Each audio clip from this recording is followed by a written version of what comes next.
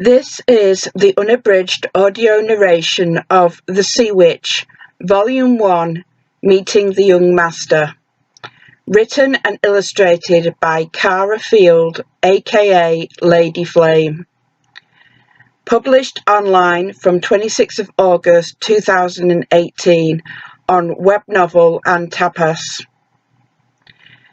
This is a tale of intrigue set in a fantasy world, with a romance subplot. A slow burn one, I'm afraid. I'm very fond of Ust. You will find swearing, fighting, and eventually some kissing and naughty stuff will happen, but nothing that is likely to bother an older teen. They've probably seen worse on TV anyway. Hopefully this story is something for everyone, and is aimed at both a male and female audience. However, as mentioned before, it is not really suitable for anyone under 16. Cover illustration: Lavender Jade on the deck of the Sea Witch at dusk. Chapter illustration: Captain Tapas at the wheel on the quarterdeck. Chapter 2, Part 2. No standing on the rail unless you can fly, continued. We can't wait 3 or 4 hours for the wind to pick up, N. Blake's staff will start demanding compensation if we don't get into port in time for him to take luncheon at his club. He really hasn't changed at all since your mother's time as protector. Lavender nodded. I'll go ask Leonora to work her magic and get us underway again. The captain pulled out his prized pocket watch from his waistcoat and pressed the button that opened the cover to look at the time. It's 6:45 bells. Lavender winced. Leonora believed religiously that there was only 7 bells in a day, and that was in the eventide.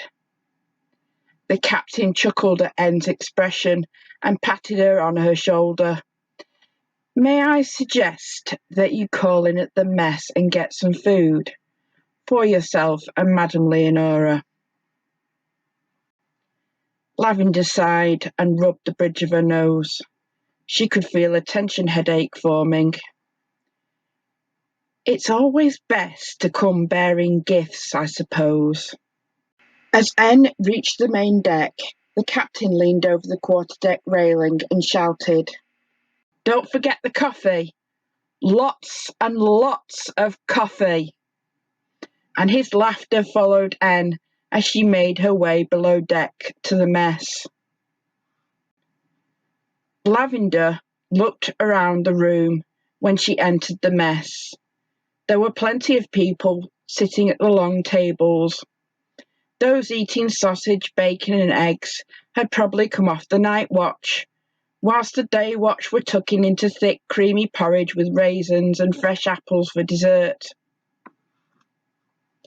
N noticed that George had also come down to grab some breakfast, as he was on the dawn watch and was currently stood in line for food.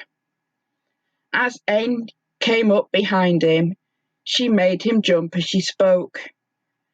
You should go for the bacon and eggs rather than porridge today. We're due into port at high noon, so your shift is likely to run on as we unload, and cook won't make lunch as most of the crew will be taking shore leave, and the skeleton crew can fend for themselves. George nodded nervously and asked for the cooked breakfast when it was his turn.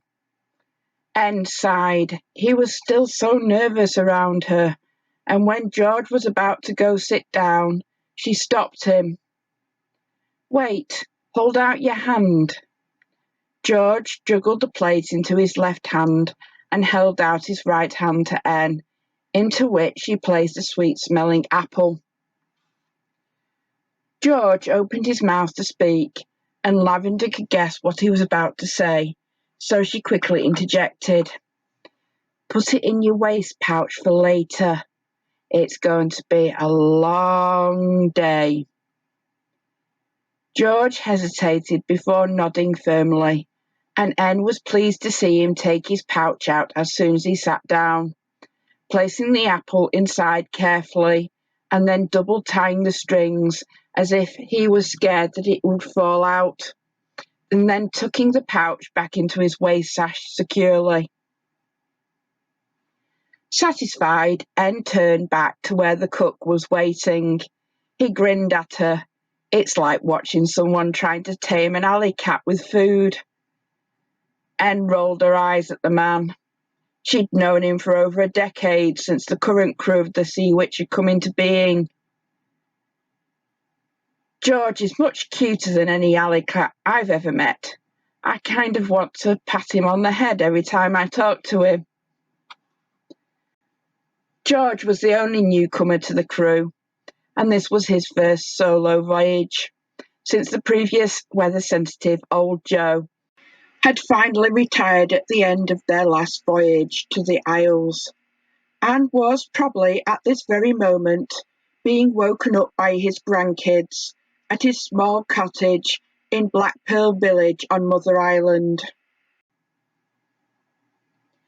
I've got to go wake Madame Leonora up so she can work her magic and get us moving again. So I need a tray with porridge and apples, enough for the both of us, and a large pot of coffee. The cook put everything on the tray and pushed it towards N. She picked it up and carefully made her way to Leonora's cabin.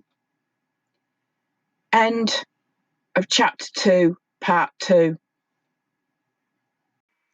Thank you for listening, and you can check out the rest of the novel on tapas.io and webnovel.com, where it's being currently serialized.